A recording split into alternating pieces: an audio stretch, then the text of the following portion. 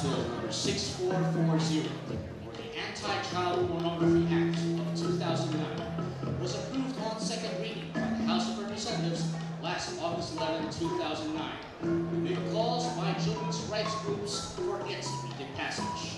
Child pornography is a menace that hounds societies around the world, regardless of their political or economic status. It violates the rights of our children in the most gruesome way. According to the reports, there are an estimated 1 million pornographic images of children on the internet at any one time, with 200 new images posted daily.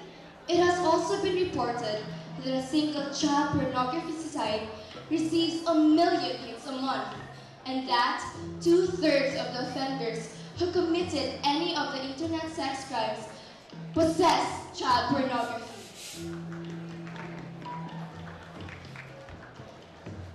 In the Philippines, here in our country, new forms of child pornographic victimization, such as internet and mobile phone pornography, have been increasing.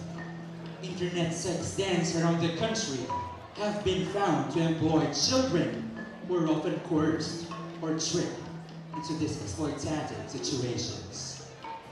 There is also evidence that child pornography in magazines sold abroad promote the Philippines as a destination for child abuse.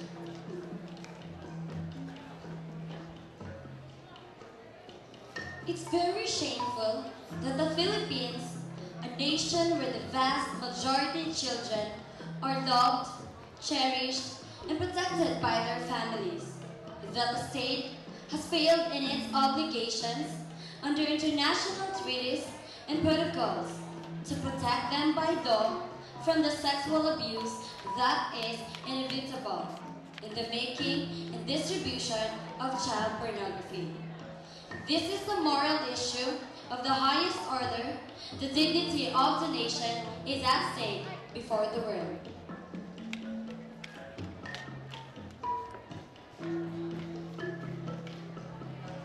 In most countries with updated anti-child pornography laws, the crime is seen as heinous and penalties can be 5 to 20 years in prison. In the United States, an offender with multiple images in his possession can get life in prison. Most Filipinos have never seen child pornography. If they did and realized how terrible it is, then there would be a public outrage, and rightly so.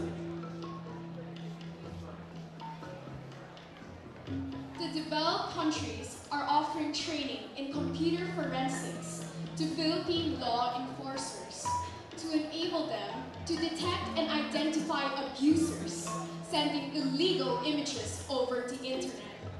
Once the law is passed and the implementation is published. Last week, 2 journalists were visiting the sex capital of Central Luzon, Angeles City. Foreign and local sex tourists flocked there to abuse women and children with impunity and with the blessings of the politicians who issue the operating permits for the sex clubs. They must be held accountable too. The journalists were then offered a DVD with the title Child Abuse. That's for free, Kim told them.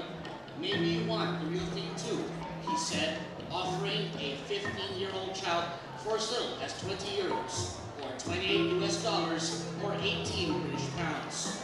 They took the DVD and discussed it with the kindly offer of her child. Not far away, police looked on unconcerned. But the journalists learned just how prevalent the trafficking and selling of young girls and child porn on the streets of many a town like Angeles City, Pampanga, is with a thriving sex business. This is a shame that all decent Filipinos don't have to live with before the world.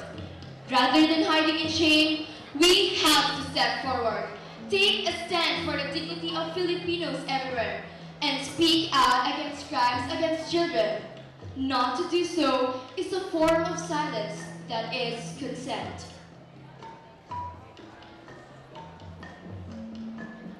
The Catholic Bishops' Conference of the Philippines has yet to support this important bill and urged the President to mark it as urgent. Then, when passed, the abusers can be brought to justice. The video taken by the journalists showed a Caucasian blonde girl being sexually abused. They reported, this kind of child pornography entices Caucasian sex tourists to seek children to abuse in their home countries. In another clip, they said, an Asian child was being abused by a Caucasian man with a British accent and is fully recognizable.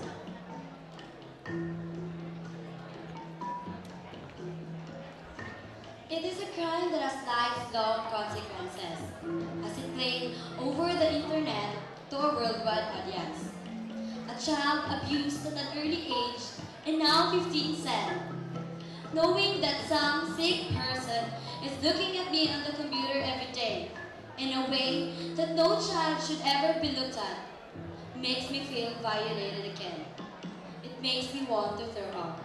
So we desperately need the President to certify the pending anti-child porn law as urgent, and together we can save thousands of children from abuse.